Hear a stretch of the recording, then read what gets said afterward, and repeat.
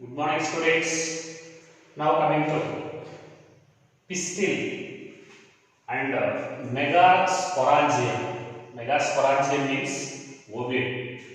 Pistil and megasporangium. Students, in a typical bisexual flower, androecium is male sexual organ. This is male sexual organ, and it is represented by some amount of modified leaves.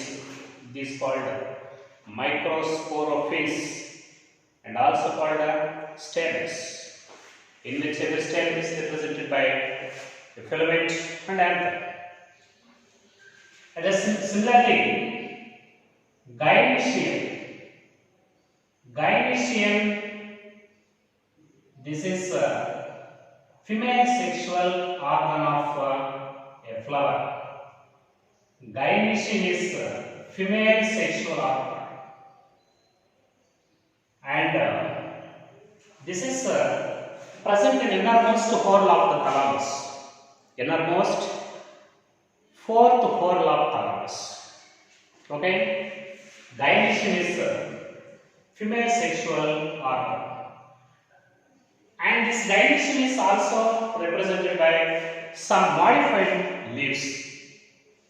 The modified leaves, the whorl of modified leaves present in this gynoecium, they are called megasporophylls. And these megasporophylls are also called carpels. They are called carpels. So, androecium is represented by a whorl of modified leaves, microsporophylls or stamens. Gynoecium is made up of a whorl of modified leaves, megasporophylls or carpels. Okay? The number of carpels in gynoecium, it may range from 1 to many. It may range from 1 to many. For example, when gynoecium is represented by only one carpel, this condition is called uni or monocarpellary. Monocarpellary gynoecium. Okay, for example, all fabaceous members means leguminous members like pea, bean, groundnut, etc. Gynoecium is represented by only one carpel, that is called unicarpellary or monocarpellary gynoecium. Similarly, when gynoecium is represented by two carpels, that is called bi or dicarpellary. Best examples for this bi or dicarpellary gynoecium: solanum, brinjal. Any member belongs to family Solanaceae is represented by two carpels in a gynoecium. That is called di or bicarpellary gynoecium. For example, when three carpels are present in any gynoecium, that is called tricarpellary. This is tricarpellary gynoecium. Next example, onion is one of the best example for tricarpellary gynoecium. Similarly, tetracarpellary. Tetra means four. When four carpels are present in any gynoecium, such a condition is called tetracarpellary. One of the best example for this tetracarpellary, osmum is one of the best example. Osmum. And if the gynoecium is represented by five carpels, such condition of the gynoecium is called pentacarpellary. Pentacarpellary. This pentacarpellary gynoecium is usually found in hibiscus rosea sinensis, show flower, China rose, hibiscus rosea sinensis. Five carpels are there. That is called pentacarpellary gynoecium. For example, many carpels may be present in a gynoecium. When the gynoecium is represented by more than two carpels or many carpels, such condition is called multicarpellary. Multicarpellary gynoecium. This multicarpellary gynoecium is usually present in many members. For example, Abutilon indicum, and also present in rose, lotus. All of them examples are multicarpellary gynoecium. Okay. When more than two carpels are present in any gynoecium, these carpels may be fused one to each other. But in some members, they remain free. When the carpels when more than two carpels are present in any gynoecium, when these carpels are united, such carpels are fused.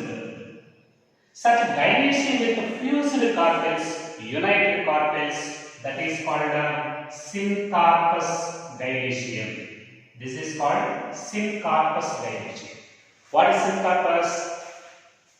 The carpels of the gynoecium, they are united. Gynoecium with more than two carpels in which all of them united, such gynoecium with fused carpels is called syncarpous gynoecium.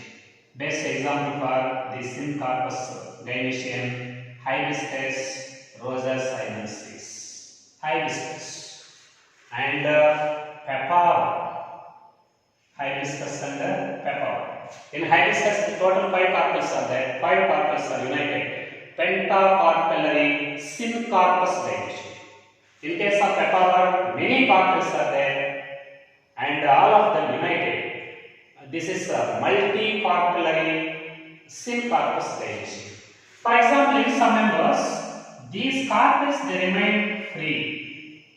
Carpels remain free. Such condition is called apocarpous condition.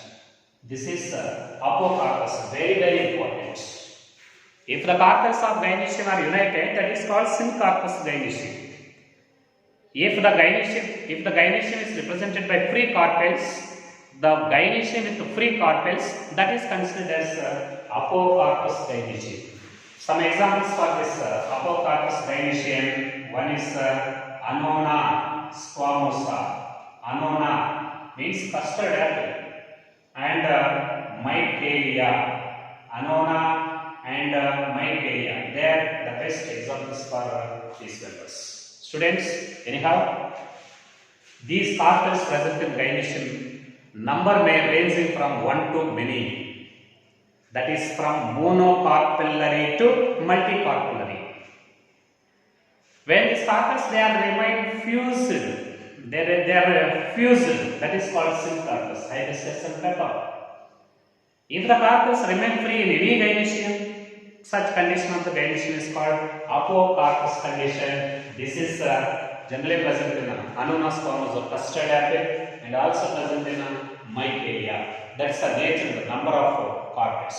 This is the classification of carpels. This is the classification of gynoecia, depending upon the number of carpels. In this way, every carpel, every carpel it consists of 3 parts. Every carpel consists of 3 parts. 1, ovary. 2, style. 3, stigma. Ovary, style, and stigma. Okay. For example, this is gynoecium. Okay. This is thalamus, and this is gynoecium. Okay. This gynoecium is represented by mainly 3 parts: basal, swollen, ovary. Okay.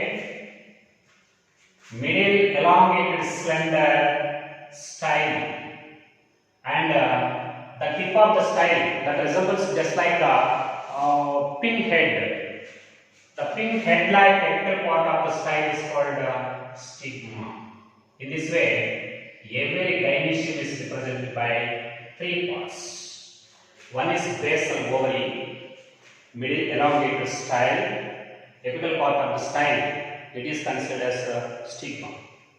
Okay. Actually, this stigma, this is responsible for capturing the pollen grains from atmosphere. Stigma is a landing platform for pollen grains. First, pollen grains are transferred to the surface of stigma, and then they germinate on the surface of stigma, and they produce pollen tube. So, this pink headline apical part of the style stigma, it is responsible for capturing the pollen grains from atmosphere, and this is the landing platform for receiving the pollen grains. Similarly, this style is middle elongated thread-like structure. This is present between stigma and ovary. This is the style, just like very small, narrow, tube-like structure. And the basal part of the ovary, the basal part of the gynoecium, the swollen, fertile basal part of the gynoecium, this is called the ovary. This ovary, it is represented by some cavities. Okay, ovary is represented by some cavities. These ovarian cavities are called locules. They are called locules. Generally, the number of carpels equal to the number of locules. Exceptionally, some plants are there, except in some exceptions, in almost all members, the number of locules is equal to the number of carpels. However, there are some exceptions. Number of locules are not equal to the number of carpels. Anyhow, ovary is represented by some ovarian cavities. These cavities are called locules. And this locule is represented by the cushion-like tissue. Cushion-like tissue. This cushion-like tissue present inside these locules, that is called placenta. This is placenta. So, this placenta is represented by number of ovules which are arranged systematically. So, many ovules are attached to this placenta. What is placenta? The part of the ovary where the ovules are attached. The cushion-like soft tissue in which the ovules are attached systematically. Such a cushion-like tissue present in locules of ovary, that is called placenta. And placenta is represented by many ovules arranged in a systematic order. So, such arrangement of ovules inside this placenta, this is called placentation. This is placentation. What is placentation? The mode of arrangement of ovules inside the ovary. That is called placentation. Already know different kinds of placentations in morphology. You know, in flower topic, placentations in angiosperms. Generally, this is 5 types. One is marginal placentation, 2 axial placentation, 3 parietal placentation, 4 this is free central placentation, 5 basal placentation. Anyhow, the mode of arrangement of ovules inside the ovary is called placentation. Generally, these 5 types in angiosperms, and all the ovules are arranged systematically on the surface of placenta inside the ovule, inside the locule of ovary. This is placentation. There are total 5 types of placentations in angiospermic plants. Okay, now coming to another point, structure of ovule. Structure of ovule. Ovule is also called integumented megasporangium. Ovule in angiosperms. Ovule in angiosperms. This is also called integumented megasporangium. Very, very important. Integumented megasporangium. This is in angiosperms is also called ovule. You know, many ovules are present inside the ovary and are arranged systematically in the surface of placenta. Every ovule, it is attached with placenta by a small stalk. Okay, This stalk of ovule is called funicle. This is called funicle, or also called funiculus. Okay, every ovule, it is represented by a very small stalk by which the ovule is attached with the placenta of ovary. Such a stalk of the ovary is called a funicle. Okay. Similarly, this funicle, for example, this is the ovule. This is a ovule.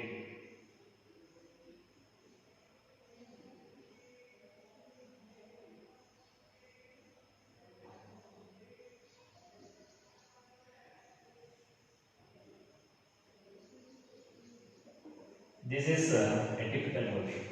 Okay. So every ovule, it is represented by a small stalk. Such a stalk of the ovule is called a funicle. This is funicle. It is responsible for the attachment of ovule to the placenta present inside the ovary. Funicle is the stalk of ovule. Similarly, for example, from this portion to here, entire this region is the stalk of the ovule, that is called funicle. But a part of the ovule, a part of the funicle, it is attached with the body of ovule. For example, this is body of ovule and this is stalk of ovule. A part of the ovule from here to here. A part of the funiculus attached with the body of ovule. Such a portion, this is called the hilum. This is called hilum. What is hilum? Hilum is a part of funicle. But which part of the funicle is called hilum? The part of the funicle which is attached with the body of ovule, that is called the hilum. The part of the funicle present beyond the body of ovule. This is the additional length of funicles. Such additional length of funiculus. This is called this is raphe. This is called raphe. Okay.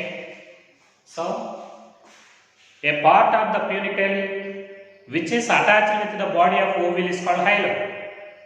The part of the funicle which is present beyond the body of ovule is called raphe. Totally, hilum and raphe constitute the funiculus. Actually, this hilum, it represents the junction between the body of ovule and funiculus. This is the junction between body of ovule and funiculus. Okay. Similarly, every ovule, it is also represented by, ovule is represented by a mass of diploid cells. Such a diploid tissue present in ovule is called a nucellus. This is called nucellus. Okay, that is called nucellus. Actually, this nucellus is diploid and it is represented by some amount of nutrients.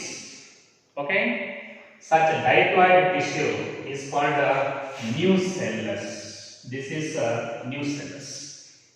Actually, the nucellus is covered by one or two protecting coverings. This nucellus is covered by one or two protecting coverings. These protecting coverings are called integuments. They are called integuments. What are integuments? The protecting coverings present surrounding the nucellus in ovule. That is called integuments. Actually, these integuments, they covers the total nucellus, but these integuments, they do not cover the nucellus all around. They leave very small apical opening at the apex of ovule. Such a this opening is called micropyle. This is called micropyle. Okay. The region of the ovule present towards the micropyle is called micropylar end. Okay. The region of ovule towards the micropyle is called micropylar end. Similarly, this is the base of the ovule. The basal part of the ovule where nucellus, integuments and pellicles they are united.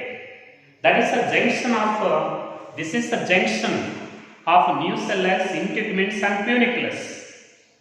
The part of the ovule where the integuments, nucellus and pellicles are united, such part of the ovule is called chalaja. This is called chalaja.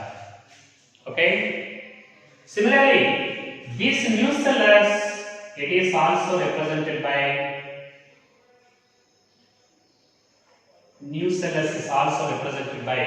female gametophytes.